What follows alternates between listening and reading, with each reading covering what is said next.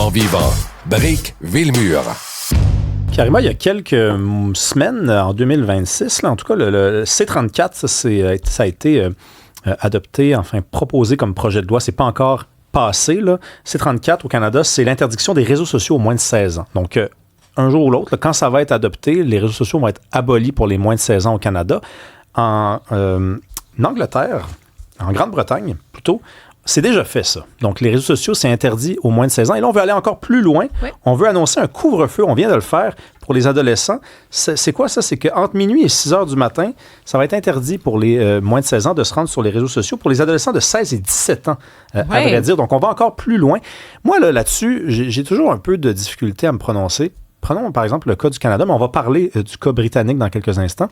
Je suis pas mal sûr que c'est bon, les effets de ça, mais c'est la manière d'y arriver. C'est quand le gouvernement décide de faire des affaires comme ça, c'est le signe qu'on a normalement essayé de passer ça par les parents, ça ne fonctionnait pas. Donc, le gouvernement se dit, c'est peut-être de notre devoir de le faire, mais on ouvre aussi une sorte de boîte de Pandore, certains diront, une certaine grange, là, puis dans laquelle on ne sait pas trop ce qu'on va retrouver là-dedans.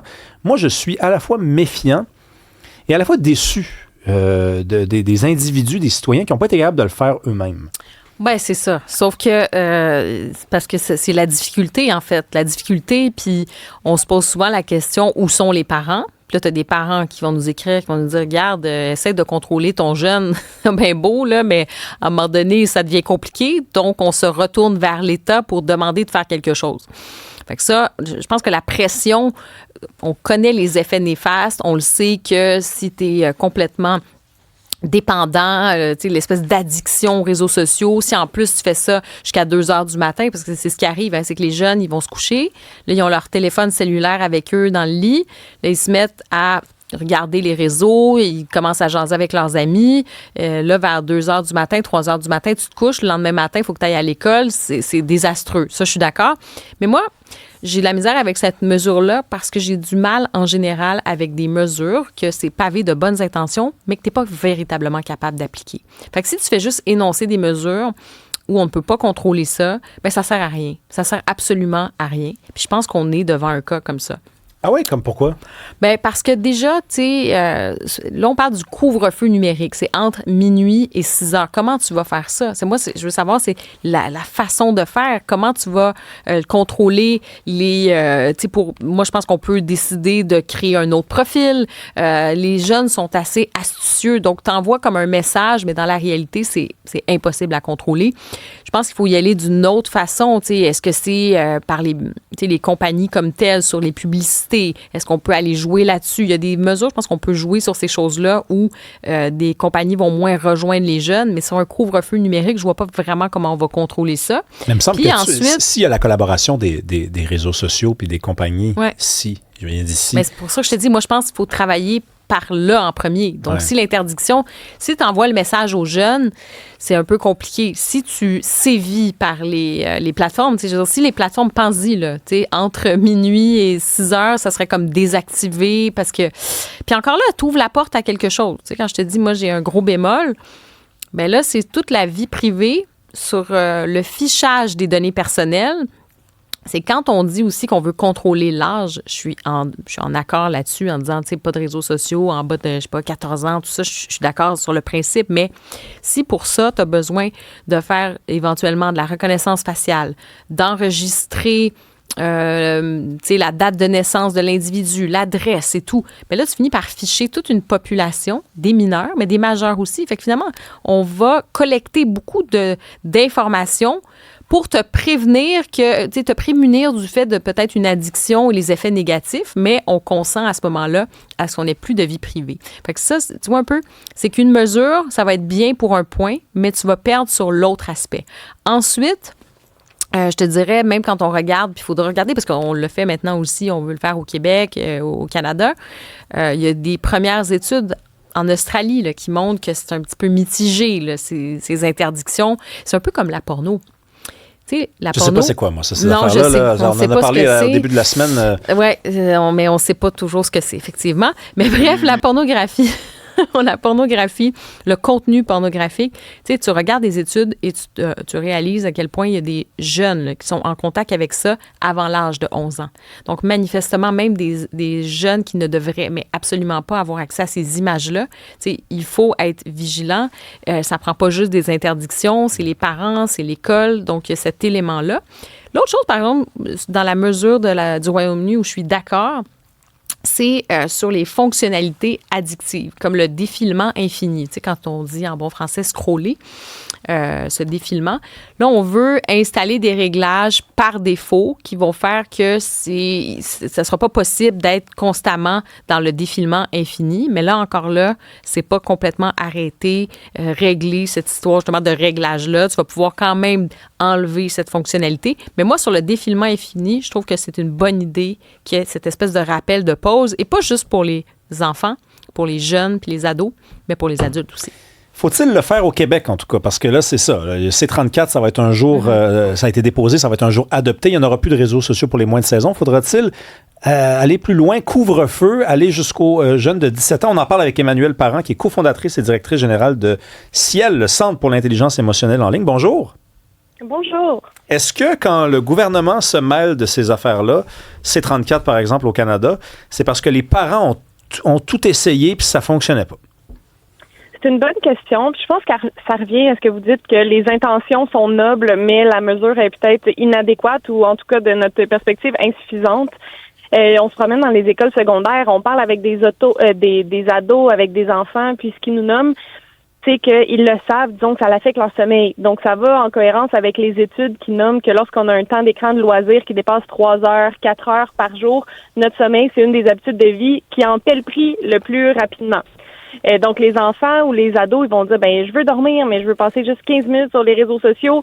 Puis là, on serait, je vois pas le temps passer, puis il y a une heure qui est passée. Donc, ici, les jeunes, ils décrivent qu'il y a le problème, mais je pense pas que le couvre-feu, ça va nécessairement régler le tout, l'interdiction non plus. Puis lorsqu'on dit, est-ce que finalement, c'est les parents, donc on abandonne finalement l'idée que ce soit les parents qui réagissent, je pense que c'est pas tout à fait juste parce que, tu sais, on discute avec beaucoup de parents aussi qui ne sont juste pas au courant de comment fonctionnent les réseaux sociaux, comment fonctionnent les jeux vidéo, qui savent pas qu'il y a un âge minimal actuel de 13 ans ou 14 ans, et puis que quand on leur nomme les méfaits, là, tout de suite, ils réalisent peut-être que leur enfant a une utilisation à risque des écrans. Donc, je crois qu'avant de passer à des mesures comme ça qui sont très imparfaites, vous l'avez super bien nommé, quelles sont les limites d'une interdiction et quelles alternatives pourraient exister, on serait peut-être dû pour une grande campagne de sensibilisation où on explique aux gens pourquoi c'est bon puis pourquoi c'est mauvais. Oui, mais attendez une minute, parce que ceux qui ne le savent pas en 2026, Emmanuelle Parent, c'est qui ces gens-là? Est-ce que c'est vraiment des gens qu'on va pouvoir convaincre avec une campagne de sensibilisation? Il me semble que ça commence à être su pas mal, là, les effets délétères des réseaux sociaux. Non, malheureusement, c'est pas tellement su.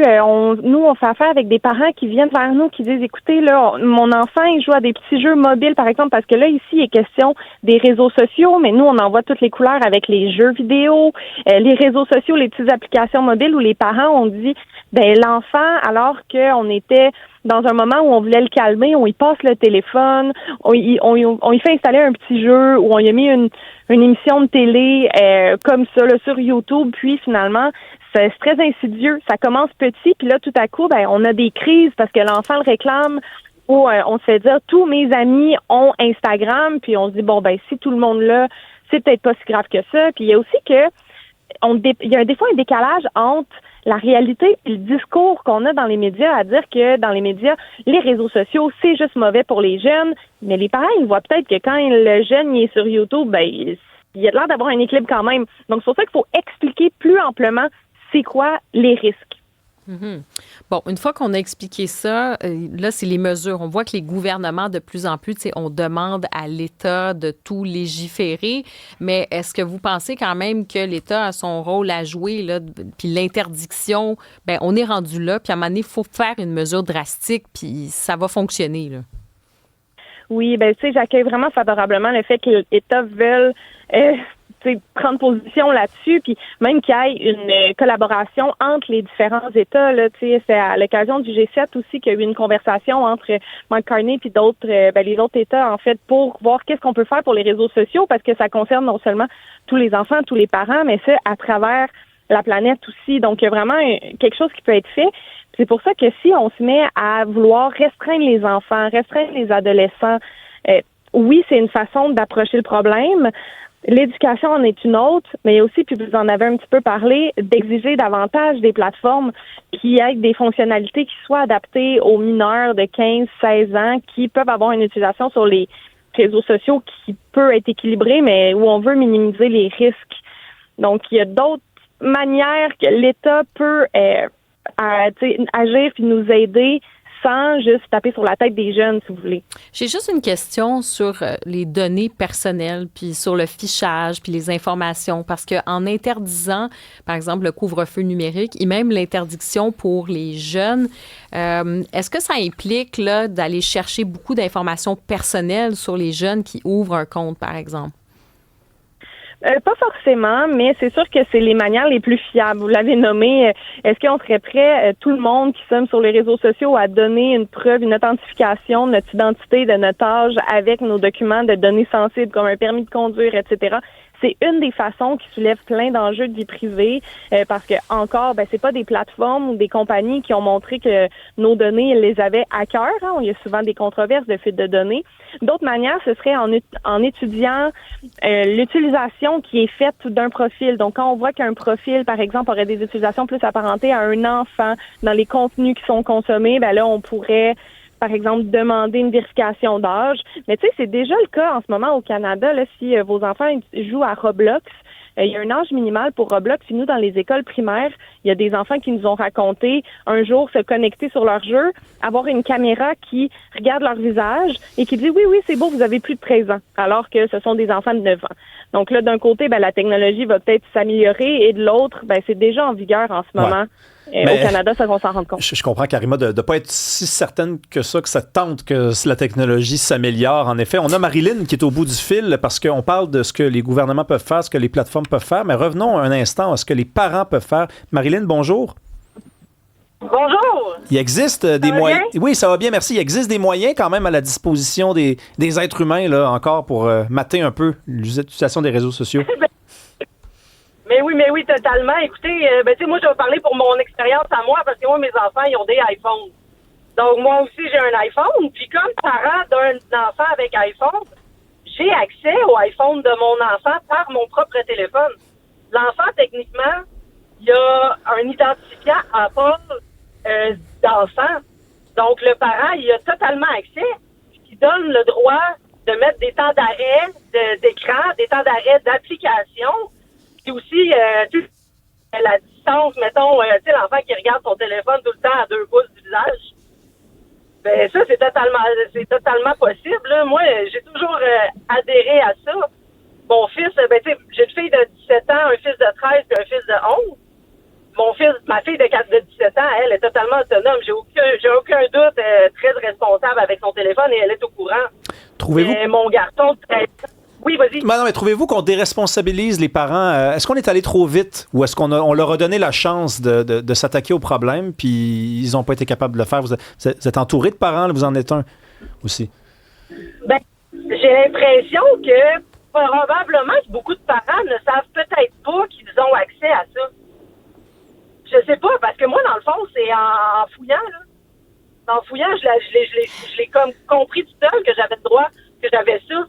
Mais cet outil-là, moi, il y a personne qui me l'a expliqué. Puis j'ai fouillé, puis j'ai fait, coudonc. Je peux aller dans les identifiants Apple de mes enfants, puis mettre les barèmes que je veux. Donc, mettons, je me dis, mettons, pendant la période scolaire, entre 8h30 et 10h du matin, c'est désolé, là, mais t'as pas de Wi-Fi, t'as pas accès à ton téléphone, tout est bloqué. Ben oui, non, mais c'est une très bonne solution. Mais pour votre fille qui a 17 ans, parce que là, vous dites qu'elle est autonome, est-ce que vous seriez en faveur d'un couvre-feu numérique entre minuit et 6 heures du matin? Là, il va falloir que je parle de mon expérience à moi parce que c'est vraiment vrai que j'ai une fille extrêmement responsable. Puis, pour moi, c'est pas un problème. J'ai un enfant qui, si elle va y aller une fois de temps en temps, la fin de semaine, sur son téléphone, le soir, c'est bien beau, puis pour vrai, ça me dérange pas, là, mais c'est pas plus pire que regarder la télé un moment donné. Ben oui. Mais merci beaucoup d'avoir appelé, Marilyn, parce que c'est bon parce que ça fait écho, Marilyn, à ce que merci à ce que d'autres auditeurs ont écrit, notamment moi je débranche le Wi-Fi à 21h à la maison, puis jusqu'à 7h du matin. Puis comme mes enfants n'ont pas de téléphone, ben, je veux dire, ils n'ont pas accès à ça, c'est tout. On est passé à autre chose. Emmanuel Parent, avant qu'on se laisse, est-ce qu'on prépare suffisamment bien les jeunes, par contre, en leur faisant miroiter un monde, par exemple un monde dans lequel il n'y a pas de réseaux sociaux avant 16-17 ans, puis les réseaux sociaux, on peut s'en passer, et couvre-feu, tiens, entre minuit puis 6 heures, est-ce qu'on les prépare bien à la vie? Parce que c'est ça qui les attend, par contre, quand ils vont avoir 17-18 ans. Ben, c'est très dommage qu'on passe d'abord par des mesures restrictives. Ça envoie un message aux jeunes qu'on sait c'est quoi nous qui est bon pour leur bien-être, qu'on leur enlève une certaine autonomie de justement pas utiliser les réseaux sociaux le soir, alors que, je veux dire, Marilyn, au bout du fil, l'a très bien dit, les jeunes peuvent déplacer leur utilisation là, au lieu de se parler sur Instagram, se parler sur WhatsApp, sur Discord, au lieu de regarder des vidéos sur TikTok, en regarder sur Netflix, sur YouTube. Donc, de miser sur l'éducation et d'expliquer aux jeunes et aux parents qui, c'est vrai, ne connaissent pas toutes les fonctionnalités qu'ils peuvent utiliser pour un encadrement à la maison. Je crois que c'est quelque chose de beaucoup plus prometteur et à long terme qui va permettre que les jeunes fassent pas juste ce qui leur est contraint, mais aussi qu'ils prennent des décisions éclairées parce qu'ils ont eu la bonne information. Merci beaucoup, Emmanuel Parent. Vous êtes directrice générale du CIEL, le Centre pour l'intelligence émotionnelle en ligne. Bonne journée. Merci.